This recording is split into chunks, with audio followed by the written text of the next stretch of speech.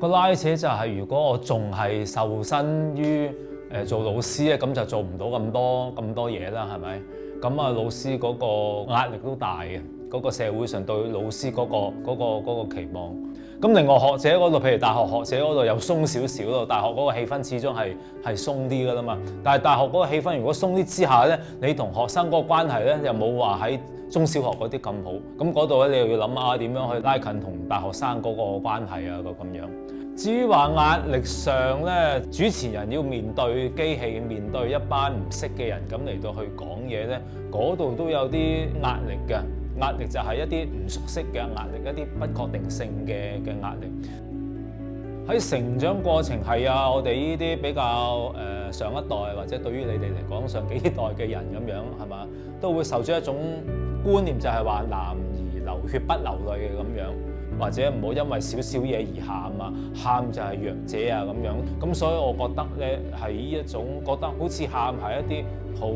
一啲災難性嘅，想即時去阻止嘅，啊唔好喊咁樣，就好容易變成喊都係一個罪名嚟㗎啦。尋求幫助，我覺得呢個係需要嘅，喺身邊係嚟到去揾資源嘅咁樣。我諗咧，佢哋揾專業人士，佢哋可能會覺得自己又唔係話病得咁緊要，可能佢唔承認自己有病嘅咁樣。傷風咳，我哋會承認自己，好容易就承認到自己有病，因為好辛苦噶嘛。你話心理健康嗰啲，你可能會頂得到噶嘛，係咪？只不過佢冇得去呻嘅咁樣。喺讀博士學位嘅時候，好似讀到有啲棘嘅位，要揾啲嘢紓解下喎。咁我就自己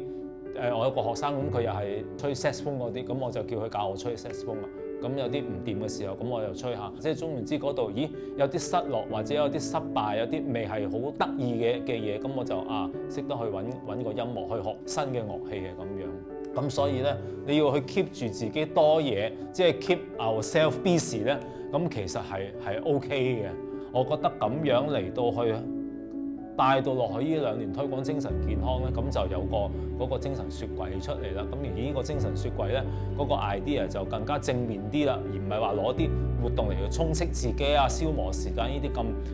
講得咁唔積極啦。咦，精神雪櫃你要為自己要儲嘢㗎喎，係咪？好似 Covid 啦，出邊打仗，我哋要為自己儲嘢、儲能量、儲翻 A、B、C、D 唔同嘅食物嘅咁樣。咁喺我計埋都係年幾嘅啫，23年尾嘅就開始去關心呢個課題，咁就做嗰啲 Ben Sir 義診咁，同啲細路仔咁嚟到去傾偈啊，咁發覺咧得一個男仔揾我傾，都係傾學業嗰啲嘢，都唔係話傾啲咩情緒嘅，其他嗰啲都係女仔嚟嘅。另外一方面嘅觀察咧就好得意，有個我喺啲大專院校教完書咁，見到個粉絲話 Ben Sir 點咁啊，交換電話號碼，跟住就約我出嚟食飯，都40幾歲嘅男人，咁跟住講到差唔多尾咧，咁跟住佢講情緒啦、屋企啊點啊，個仔啊點，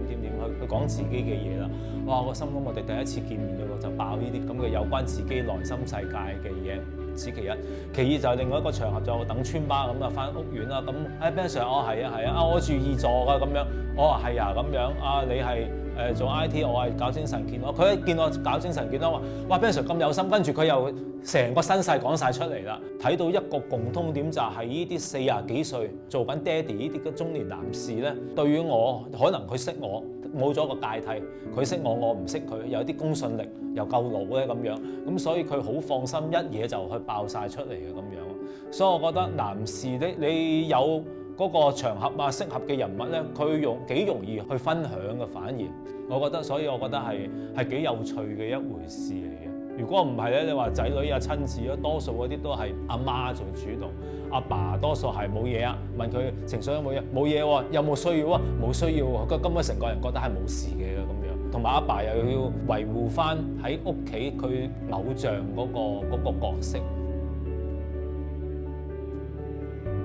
精神雪櫃嗰個概念咧，就即係雪櫃個概念，即係大家喺屋企嗰個廚房嗰個雪櫃嗰個概念一樣。你 office 即使冇洗衣機咧，你都有個雪櫃嚟到雪住啲啤酒汽水咁樣。嗰個雪櫃嘅概念就係你要去做儲備，係咪？你要做儲備咧，唔係等到打仗有 Covid 你先至做儲備，係之前你就要做儲備啦。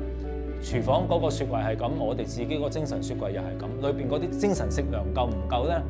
淨係得運動得唔得咧？咁樣樣樣都係有啲咧，咁即係好似你雪櫃嘅時候，阿媽遲咗翻屋企食飯啦，遲咗翻屋企煮飯啦，咁你都可以打開個雪櫃咬個蘋果食嚟到頂住個肚。咁所以咧，你出邊有10個考試，或者公司要你追一年追1000萬嘅數都好啊，咁你都有嗰啲咁嘅活動嚟到去支撐住自己，嚟到去晾住自己嘅精神咁樣啦。咁個精神雪櫃一邊咧就係頭先做嗰啲活動啦，我哋可以叫做 shall we do 啊。另外嗰啲靜態，另外嗰邊咧就叫 shall we talk。譬如我哋有靜觀啊、信仰啊、揾朋友傾下偈啊、學下啲新嘅知識啊等等。咁呢啲咧都係關乎一啲語言文字嘅嘢。咁所以咧嗰個一個均衡飲食嘅概念咧，亦都係用得到